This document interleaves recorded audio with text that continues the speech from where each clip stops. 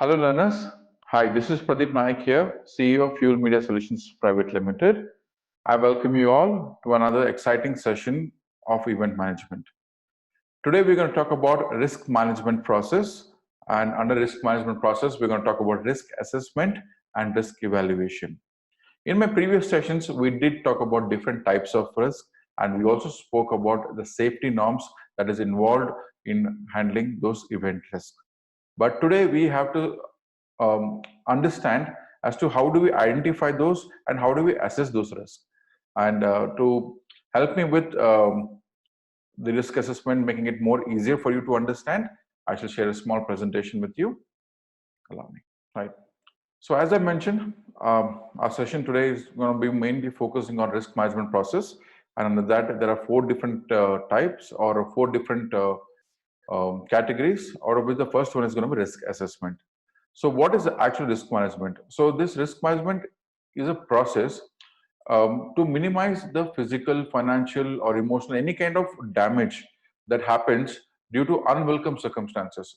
Few things like in our types of risk, we spoke about external risk and risk related to the event operations. So some external risks are not in our control. So anything that happens due to unwelcome circumstances is what, to avoid all this, is what the risk management process is put in place. So it all depends upon how effective our risk management in terms of our approach or proactiveness that we show, or what is the standard operating procedures that we follow in the part of risk management, is what would accustom to how we handle the risk effectively. So risk management process, and it's like an ongoing process. How we have things with technology that upgrades or updates itself every year. In similar way, risk management is an ongoing process. It begins with planning and completes only after the event is over and everything is winded up. So it is a total process. So in today's session, we're going to start talking about the first process, that is risk assessment. So risk assessment is the first step in the risk management process. It involves identification of possible risk that we may face in the event. In the previous unit, we might have also learned about different types and all those things. We spoke about it. But in risk assessment, the first and foremost thing that we do is to identify risk. And depending upon the size, type, and location of the event involved in it, potential risks are identified. So the first one, as I mentioned, we have to identify all possible risks. So it's a very unique in itself. At the beginning of any event process, the assessment meeting is conducted. Like if we finalize on a very big event, it could be a concert or it could be about a big exposition or a show that we're going to do. So the first and foremost thing that operations manager, the event manager, the entire team who's involved in that project will sit and identify all the areas of risk. So how do we identify all the areas of risk? On what basis do we identify all these various risks? Are the below. The first one is past experience. So if I have already done a concert previously, if I've done an exhibition previously, I know how my experience was and how it was on that location and that on that plane or land that we're doing, or it could be a convention hall, it could be anywhere. So the first and foremost thing is the past. How do we identify is based on the past experience. If I've done any previous event there, if I've done a similar event, if I've done a similar event to the client, or is it the same kind of crowd that we've done. Second is direct observation. Like we are already planning stage and we know what are things. I'm going to a site to do the recce. I'm seeing what is happening there. So that is direct observation. Okay, I can see that there is a slope towards the end. The height of the ceiling is limited to 40 feet, or there is a converging ceiling. That means the ceiling is reducing at a certain angle. So, and there are only 10 exit doors. So all these things is direct observation. Meeting with the event stakeholders.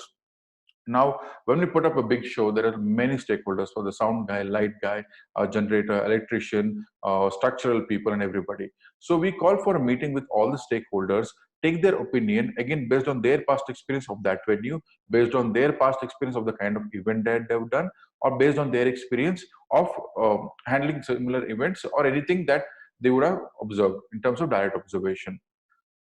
And discussing risk with staffs and volunteers, of course. So all this identifying happens in that meeting only. So when we put across, and everybody will put their points, and that's how we come to the consultation with local authorities, including police and fire department. So now, if I'm doing it in an open ground, if I'm doing it in a unique venue, like for example, sunburn happened at one on top of a hill in Pune way back in 2016 or 17, I believe. So what happens is that when you're doing in a place where the topography is very challenging, like you're doing a Hornbill festival or something where the topography is a challenge, the weather is a challenge, the local authorities are a challenge. So then what you have to do is you have to consult your local authorities saying that can we do all these things at this location. And since they live in that place, they know what happens. They might know the soil conditions, they might know the weather conditions, they might know if it rains what happens. So it is very, very important that we consult with the local authorities, including police and fire department, and asking for emergency service suppliers. So yes, of course, if you're doing it in a new location, we have to ensure that all the emergency suppliers, that could be fire engine, could be ambulance, and all the like in case it rains and there is an excavation that is going to happen, then we have to make sure that the JCBs are already kept in standby and all those things. So again, brainstorming risk for the whole event by the event risk management team. So now, the event risk management team, mostly in smaller organizations, are the operations team itself. So they are indirectly responsible for taking care of the risk management in the venue. But in bigger organizations or organizations that are involved in creating very big events or larger than life, could be Olympics, could be Commonwealth, could be IPL, or could be the FIFA that happens, or the IFA that happens, or any kind of that matter event which is very, very big, large in scale, there will be there will be dedicated event risk management team. Then their work and their work or their duty is only to ensure the event risk management process, from assessment to evaluation to identifying to creating reports and everything. So there is a dedicated risk management team. And when we do these events in different countries, the local authorities or the government organizations have identified, or they have a person in their department who would assess the risk management. The information or data collected from these sources is used to prepare a checklist as the things that we have to follow, or the protocols that we have to follow while doing the setup at the venue or while conducting the event or the show. The second thing is, when we're doing this mega shows, could be Olympic Games or could be Commonwealth or anything. For this, there is like rigorous assessment that is needed. Like Olympic happens across different venues. Like if a country is hosting, the London or Glasgow Olympics that happen, it is not happening in one stadium. It is happening across 4 to 5 different venues. Thousands and thousands of people who are attending, thousands of people who travel from across the world. There are hundreds and thousands of players who are involved. Everything. So there is like assessment needed in every step, from the venue that they're going to play, from the venue the launch is going to happen, or the opening ceremony is going to happen, and how they're going to do the movement of logistics, everything. There are like hundreds of things for the event risk management team to take care here. So for this purpose, there are few tools and techniques. So randomly, as I said, initially event management was a much unorganized sector, but as we progressed, we made it more organized and more secured, and that's when a lot of standard operating procedures came into place. And similarly, for risk assessment and management, there are a few tools and techniques which everybody kind of use. It's not compulsory that you use all these tools and techniques, but events of that scale ensure that the event risk management team puts in place all these things. So what are those tools and techniques is what we're going to discuss further. The first is test events, event modeling, or event incubating. So there are two ways of explaining this. So test events are like in a smaller scale. Test events, when we talk about it, is like doing a trial run. So if there is a show that is happening, we're going to do a trial run. We're going to do the ground check, or this like if before the IPL is played, the ground is checked well. They do some rounds of testing on the ground and everything. That is called test event. So you do one stage show, you do one stage performance, and see if the strength of the stage is good, the backdrop that is used is good, the lights are giving good effects, the smoke machine is is all working fine. So you do testing. The second thing that you do is event modeling. So large scale event, they do a smaller model of it, and they the scaled down model of it. So 1:16 ratio or 1:20 ratio, and they see if everything fits in place, if there is good walkability space, if there is an emergency movement, is there enough movement for emergency, and everything is accessed in that model. So that is another. So the Olympic Organizing Committee carries out a detailed schedule of smaller events that test aspects of the overall plan. So like if there is an opening ceremony that is going to happen for the Olympic, they're going to do a small scale individual check of each of the elements that is involved in the opening ceremony, just to ensure the final event happens as they expected and not creating any kind of risk to the audience or to the investors. Next is the feasibility test. or what I call as the feasibility study. So we did touch upon the feasibility assessment during our safety norms that we were discussing under the risk management. So what are the factors that we have to consider under risk assessment for the feasibility study? The sufficiency of lead time or to organize the event. So very important. So what happens is that always the event manager or the event company is excited about a new project, but at the same time we have to be realistic about the time that is required to put these things together. So if when you know that it's a huge venue, if it's a big show that you're going to do, and you know it is going to take 12 to 15 days plus another 1 day buffer because of weather condition, etc., you should evaluate the lead time properly. You should always, but at times I'm sure when you might cost you money, so you will work against the money, time and everything. But however, if the venue is something, if the money is not a factor that you have to consider, or if it is not a burden considering the risk of the setup, then I would suggest you properly assess the lead time for you to construct the venue, for you to put things together. Or the lead time could also be for the entire project. Like if I'm doing a sponsorship, like if I'm doing a big concert and I have to market, I have to announce the artist, I have to do the marketing, I have to generate sponsorship sales and everything. I should know 3 months is a good time, 4 months is a good time, 6 months is a good time. Is it good time to do the sales for the exhibition, number of stalls to be sold? Is it good time? So all these things has to be assessed. So sufficiency of lead time, that is one. The date of the event and whether it clashes with any other event may significantly affect the success of the event. This is more like a blockbuster movie releasing, like Salman Khan's movie and Shah Rukh Khan's movie releasing together. I'm sure it's going to be a challenge, both of them. So what happens is that both are like the big Khans and both will be affected very badly. But at the same time, just imagine if there is a Salman Khan movie and there's a small star movie that is releasing, full effect. Of course, a small star, right? So I'm not comparing apple to apple here. What I'm saying is that if I'm doing a concert, or I know time and again, I keep giving concert as an example, but that is the easiest way for us to understand. So if I'm doing a concert on a Arjit Singh on a particular day, and on the same day if there's already another Shreya Ghoshal concert, then it would be a problem. The reason being it might not generate enough ticket sales or sponsorship. The reason being there will be few, not there will be a lot of people who like both of them. Then they have to make a choice. Whereas if you have it on different dates, there are chances that a person who likes Arijit Singh and Shreya Ghoshal will attend both. On day one, he'll go there, and day two, he'll go there. So ensure that your dates are not clashing. Ensure the dates are not clashing. The reason being, um, it could be like the financial year end, the month end, people don't have money and all those things.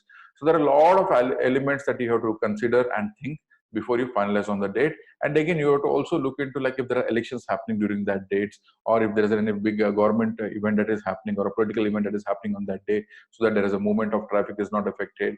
All these things has to be considered. It's not on a Monday and all those things. Okay, and the budget and whether the event can be run without incurring a loss. Of course, very important factor. The degree of support that can be gained from the community, government, and parent bodies. Yes, any event that we do, we try to relate it to the department that is associated with that in the government, and it makes the event more genuine, and it makes more supportive in terms of when we take the government help for it. Excuse me. The sufficiency of resources such as equipment, manpower, finance, and facilities. Yes. So what happens? This would come mostly as a crisis at the time of New Year, because everywhere in the world it's New Year. Everywhere in the nation it's a New Year. Everybody is booked. Everybody wants to do a New Year party. So most of the resources are overbooked, or people don't commit to it better. So what happens during the time of New Year is that most of the equipments and resources are booked 30 days in prior, or 2 months in prior, and including artists and all those things are booked 2-3 months in advance, because there are very limited people, so availability becomes a challenge. Prices go like 1:4 and things like that. So yes, so sufficiency of resources such as equipment, manpower, finance, and facilities has to be evaluated. The environmental impact and whether the event may cause a disturbance to surrounding community and cause traffic congestion, waste, noise, and light spillage. So this was also discussed as a part of the risk that we would face in terms of our evaluation of risk. We did discuss on this, saying that we have to do a feasibility study on the weather impact. Like if I'm doing it in an outdoor location, I have to see if I'm damaging the eco sensitive area, if anything is happening there, if I have to cut some trees, or if I'm the event that I'm doing, is it damaging the flora and fauna of that area? It has to be checked. Or if it is an area where there are a lot of residents around, we have to check if there is any disturbance going to happen to them. And if it's a place where there is a lot of vehicular movement, we have to check the traffic movement, congestion, noise, etc. The legal considerations such as permit, landholders permission, alcohol licensing, fundraising regulations, etc. So the end of the feasibility study, the last one is the legal considerations. So when we do events, we have to take the music licenses, we have to take the alcohol permission in case if the venue doesn't have a alcohol license, or if you have to take the local authority like the Mahanagarapalika permission, the board fire permission, etc. So ensure that all these things are in place or they have been taken into consideration. Next, what we're going to do is under the type of assessment that we're going to do is work breakdown structure, or we call it as a WBS. In this method, the event is broken down into separate manageable units. Each unit has its own resource requirements such as equipment and skills. WSB chart can be used to identify the risk associated with each unit. For example, certain unique risks are associated with the promotion of the event. The most common risk is misinterpretation, misrepresentation of the event. So what WBS means is that on a large scale event, when we do, one team or one person cannot look into different categories. So what we do is we divide it into, like, we do risk management for the marketing, we do risk management for the production, we do risk management for the event running show. So there are different divided, the different teams taking care of it. They identify their own list of risk and they take care of it. So that is what work breakdown structure. So that you have 3 central units created, you just have to ask them and you get to know. Instead of having one team working on all the points, it might become a little tiresome, and not only tiresome, it might be a little confusing and overwhelming to execute. Fault tree. Another tool to risk assessment is the fault tree, which uses the effect to cause method to identify the cause of the unwanted or bad outcome. For example, if an event is losing money or running over the budget, then the cost can be identified by working through various areas of the event listed in the fault tree. Thus, the tree is so created as to list all possible causes for each fault which may occur. For example, the fault tree may list that for the fault entrance difficult to find. The possible could be lack of signage, unreadable signage, or it could be. These causes can be further branched. So what the fault tree means is that it's a tree system identification of problem. So each branch represents one particular department. Like if there are a tree, I have 12 branches. So one particular branch represents one particular department. So here they have given an example of signage. So one branch I would say signage. So if there is a fault in that branch, then there will be a lot of miscommunication among the people, how they're going to be there, where they're going to communicate, or where they're going to reach out to places. If there are no proper signages, they might not be able to reach to the restrooms properly, or the backstage area, or the ticket counter area, or the parking area, etc. So exactly. So immediately we'll be able to identify. So you create a tree and you draw the branches out of it. Then just looking at the tree, you can see, and you can, like, if there is a fault in any of the particular branch, you can just highlight in red. Then you know where the affected area is. You don't have to like look into each and every sector. You just have to focus on that area and get it sorted. That's the assessment part. Now the other one is risk analysis sheet. This is something is like it's a plain vanilla, everybody uses, and this is what all small scale companies also use it. And so what happens is that during the process of identifying risk, which I mentioned in the beginning, so what we do is we make a risk analysis sheet and we put different categories into it. So it is important to document the risk with the help of risk analysis sheet. So we have to maintain, if there are 30 types of risks that we identify, you have to document those 30 types of risks, and that can be mapped on a graph according to its probability of occurrence. We use this method for risk identification as well. So when I am identifying 30 different types of risk, I just jot down and I put it on a graph and assess and give it a particular importance, saying that this like fire is given lot of prominence, crowd movement is probably given a little less. So like that, it all depends upon the severity of the event or the kind of event. So we make a list and then we give the level of importance to it. Next is the influence diagram or system analysis. So the I think risk analysis sheet that we made, we feed into this influence diagram. So what happens is the risk may have its effect through the event. To assist in identifying this effect, the event managers can use an influence diagram, which from the science, the influence diagram is like a sketch, or I would rather say it's like a ripple effect. It's like in the water when I just touch the center, it creates that ripple, the circles. Yes. So it's an influence diagram. So I can draw a fault tree, then I can create an influence. So what happens is that, for example, the part shown is that once I do a signage, And if it is not done, like for example, this is the backdoor entrance for the stage. Okay, this is the signage that was supposed to be there, but it is not there. Then what will happen? It creates a ripple effect. So this is another way of assessment. So even in case we don't do this, what happens?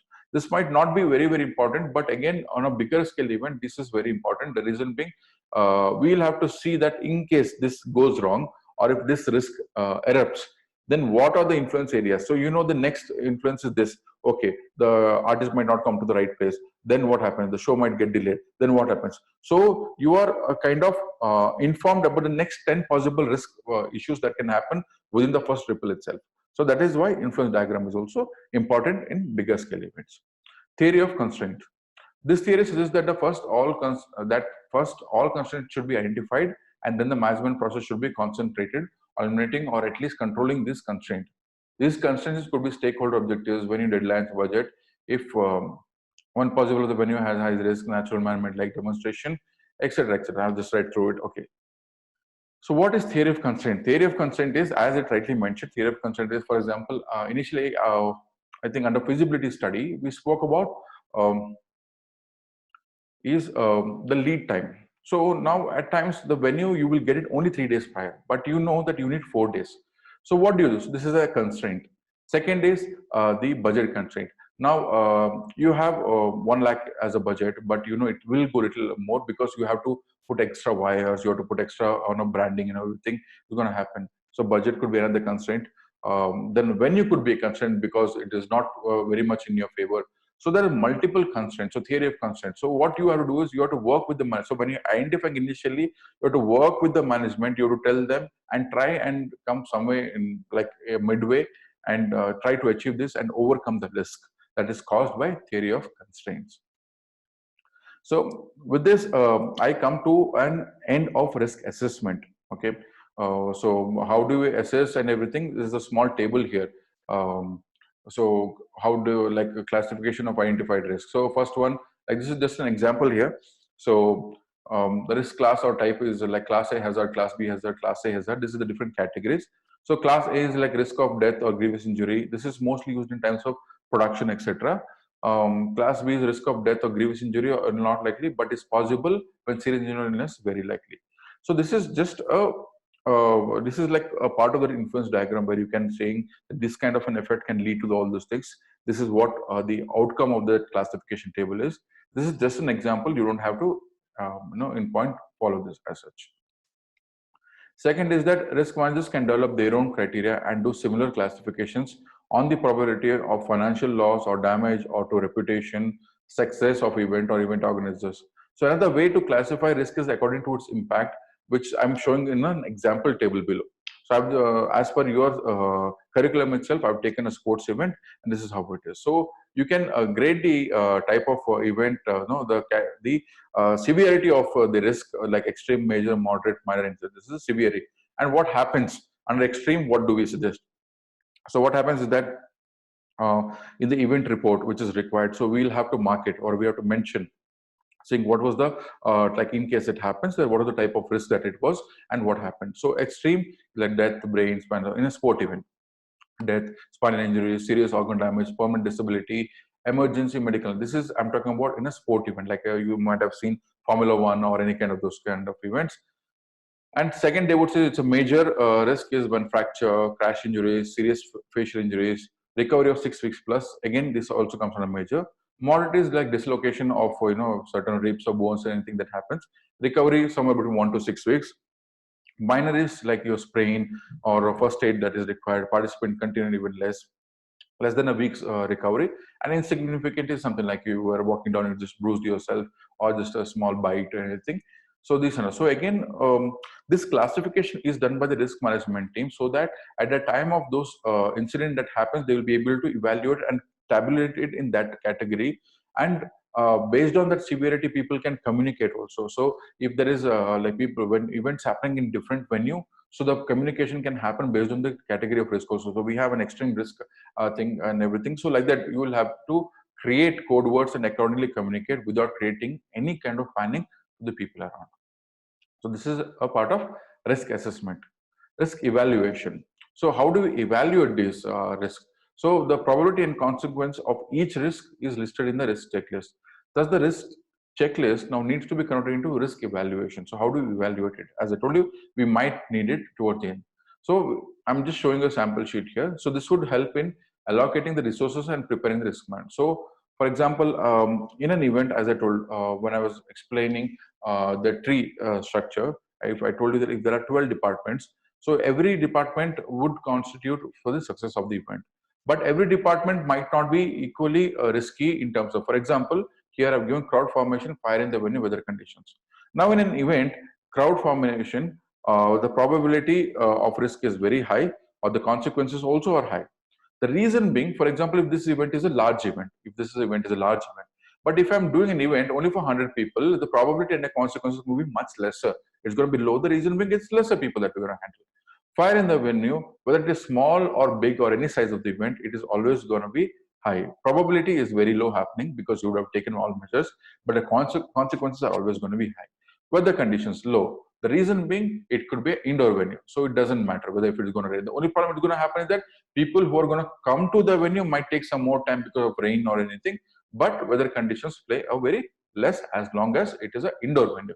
But if it is an outdoor venue and I'm not taking care of structures and everything, I'm just like working on pure luck, then yes, weather condition will become a high probability and a high consequence. So this is how you create your risk evaluation tables.